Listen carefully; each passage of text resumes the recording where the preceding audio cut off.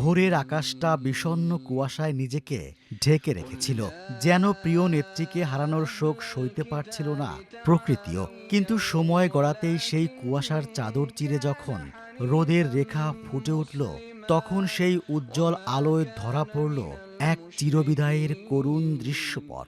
সংসদ ভবন প্রাঙ্গণে কোনো রাজনৈতিক মঞ্চ ছিল না, ছিল এক উত্তাল জনসমুদ্র, যেখানে লক্ষাধিক মানুষের হাহাকার আর অশ্রু মিলেমিশে একাকার হয়ে গিয়েছিল। কুয়াশাচ্ছন্ন সকালে যখন কফিনবাহী গাড়িটি সংসদ চত্বরে এসে পৌঁছায়, চারপাশের বাতাস তখন ভারী হয়ে ওঠে। দৃষ্টি আটকে যায় সেই কফিনে, যা মোড়ানো ছিল লাল সবুজের জাতীয় পতাকায়।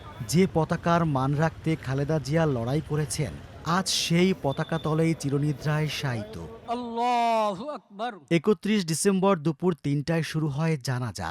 জানাজার নামাজ পড়ান জাতীয় মসজিদ বায়তুল মোকাররমের খতিব মুফতি মোহাম্মদ আব্দুল মালেক। জানাজার দীর্ঘ কাতারে দাঁড়িয়েছিলেন শোকার্ত পুত্র বিএনপির ভারপ্রাপ্ত চেয়ারম্যান তারেক রহমান। তার ভেজা চোখ আর পাথর হয়ে যাওয়া মুখ যেন বলে দিচ্ছিল এক অপূরণীয় শূন্যতার গল্প।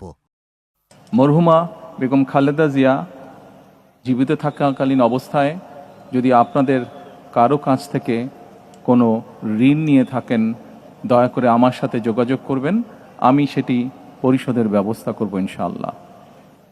একই সাথে উনি জীবিত থাকাকালীন অবস্থায় ওনার কোনো ব্যবহারে, ওনার কোনো কথায় যদি কেউ আঘাত পেয়ে থাকেন, তাহলে মরহুমার পক্ষ থেকে আমি আপনাদের কাছে ক্ষমা প্রার্থী।